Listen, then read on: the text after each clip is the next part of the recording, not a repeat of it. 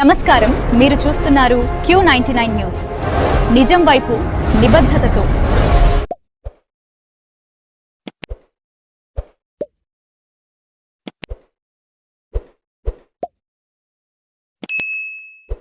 నమస్తే, నేను మీ Q99 news Srinivas.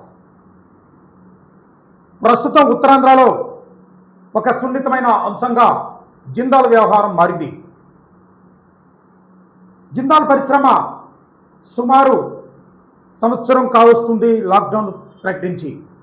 అందులో ఉన్నటువంటి 450 మంది శ్రామికులు రోడ్డున పడ్డ పరిస్థితి. అంతేకాకుండా ఇటు భూముల వ్యవహారం చూసుకుంటే అది కూడా ప్రస్తుతం జిల్లాలో హాట్ టాపిక్గా మారిన పరిస్థితి. ఇదిలాగా ఉండగా ఈ మధ్యకాలంలో జిందాల్ పరిశ్రమ యాజమాన్యం కొంతమందికి సర్వీస్ ఉంటుండగా కొన్ని అభూత కల్పనమైనటువంటి మాటలు చెప్పి వారిని సర్వీస్ నుంచి తొలగించే ప్రయత్నం చేస్తుందని మనం ఒక వీడియోను రిలీజ్ చేయడం జరిగింది.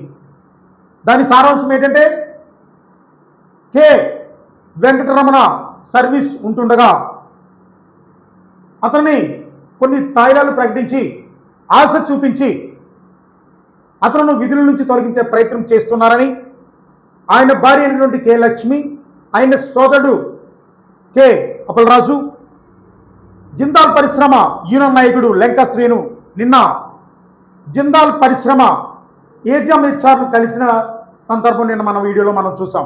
ఇదిలా ఉండగా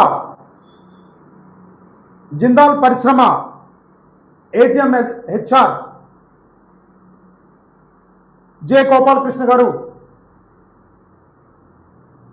ఈ అంశంపై మీడియాతో మాట్లాడే, ముఖ్యంగా Q99 న్యూస్ మీడియాతో మాట్లాడే ప్రయత్నం చేశారు. అసలు గోపాలకృష్ణ గారు ఏమంటున్నారో ఈ వీడియోలో మనం పూర్తిగా చూద్దాం. కేవీ రమణ అనే మా కాంట్రాక్ట్ కార్మికుడు, ఆయన తన యొక్క పూర్తి ఫుల్ అండ్ ఫైనల్ సెటిల్మెంట్ చేసేయమని మా ఆఫీస్ వారిని మా కార్మికుల ద్వారా అప్రోచ్ అయ్యాడు. అప్రోచ్ అయితే మా యొక్క రెగ్యులర్ ప్రాసెస్లో ఎవరికి పూర్వకాలం ఇంతకుముందు ఎవరికైనా ఎలా చేసామో అదే పరిస్థితుల్లో ఈయన కూడా ఆయన రెజిగ్నేషన్ లెటర్ సైన్ చేసి ఇవ్వగా, మరి సాక్షి సంతకాలు చేయగా ఆయనకు మేము ఫుల్ అండ్ ఫైనల్ సెటిల్మెంట్, ఆయన యొక్క గ్రాట్యుటీ మరియు కొంత కాంపెన్సేషన్ ఆయనకు ఒప్పించి, ఆయన ఒప్పుకున్న తర్వాత ఆయన యొక్క అంగీకారం మేరకు ఆయనకు మేము ఫుల్ అండ్ ఫైనల్ సెటిల్మెంట్ చేయడం. ఇందులో ఏ విధమైన ప్రలోభాలు ఏమీ లేవు. వాళ్ళ యొక్క భార్యాభర్తల మధ్య విభేదాలు ఏమైనా ఉంటే రావడం అన్నది కరెక్ట్ కాదని మా ఆలోచన. మా అప్రోప్రియట్ అథారిటీలో వాళ్ళు కంప్లైంట్ ఇచ్చుకుంటే మేము ఖచ్చితంగా దానికి ఆన్సర్ చేస్తాము కంపెనీ తరఫున. మేము ఇందులో ప్రలోభం ఏం లేదు.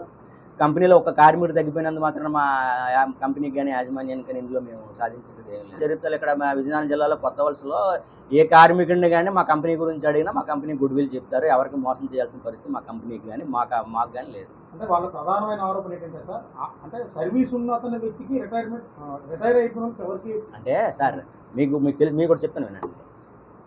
రిటైర్మెంట్ అయిన వాళ్ళకి ఒక ప్రాసెస్లో జరుగుతూ ఉంటుంది. ఒక ప్రాసెస్లో ఫుల్ అండ్ ఫైనల్ వచ్చిన వాళ్ళు జరుగుతూ ఉంటుంది. ఇప్పుడు దానికి వాళ్ళకి ఆఫీసీలకి ఏం చేయలేదే. కొంతమందికి ప్రాసెస్లో ఉన్నాయి, నడుస్తున్నాయి. కొంతమందికి వాళ్ళకి బోనస్ ఇష్యూ ఉంది, అది పెండింగ్ ఉంది, అది నడుస్తూ ఉంది. అవన్నీ జరిగిన తర్వాత జరుగుతుంది. కానీ ఇందులో వీళ్ళకి ఇచ్చేసి మోసం చేసి ప్రలోభ పెట్టి అది చేసిన అవసరం లేదు. అంటే ఆ కంపెనీ తెరిచేయడం అన్నది వాళ్ళు ప్రాఫిటబిలిటీ లెక్కేసుకుంటారండి. రా మెటీరియల్ ఎలా దొరుకుతుంది, తక్కువలో దొరుకుతుందా లేదా, ఒకవేళ దొరికితే మనకి ఇడతదా లేదా, వ్యవహారం బిజినెస్ వైబిలిటీ ఉందా లేదా. ఒకవేళ ఉన్న 2-3 నెలలు ఉంటే వాళ్ళు తెరవరు, 1 సంవత్సరం 2 సంవత్సరాలు ఉన్నది అనుకుంటే తెరుస్తారు. ఆ రకంగా వాళ్ళు కన్వీనియంట్ అయినప్పుడు వాళ్ళు ప్లాంట్ ఓపెన్ చేస్తారు. వాతావరణం వల్ల గ్యాస్, కరెంట్ అది అన్నీ కొద్దిగా పెరుగుతున్నాయి. ట్రాన్స్పోర్ట్ కూడా మీకు అదనంగా పెరుగుతుంది. ఇది తగ్గిన తర్వాత ఏమైనా మీరు కంపెనీ అంటే అది మా స్థాయి వరకు రాదండి. ఇప్పుడు మాకు యాక్చువల్గా మా కంపెనీ వాళ్ళు మైన్స్ అవన్నీ ట్రై చేసుకుంటున్నారండి. ఆ మైన్స్ అవన్నీ అవైలబిలిటీ ఉంటే ఆ మెటీరియల్ మన దగ్గర ఉంటే మనం చేసుకుంటాం. 17వ తారీఖుకి సంవత్సరం అయిపోతుంది ఏమంటే మా కంపెనీ వైబిలిటీ వచ్చినప్పుడు, రా మెటీరియల్ అవైలబిలిటీ వచ్చినప్పుడు కన్వీనియంట్గా ఉంటే ఓపెన్ చేసుకుని ఎంత పెద్ద సంస్థను పెట్టుకుని వాళ్ళు మూసుకొని కూర్చోరు కదా.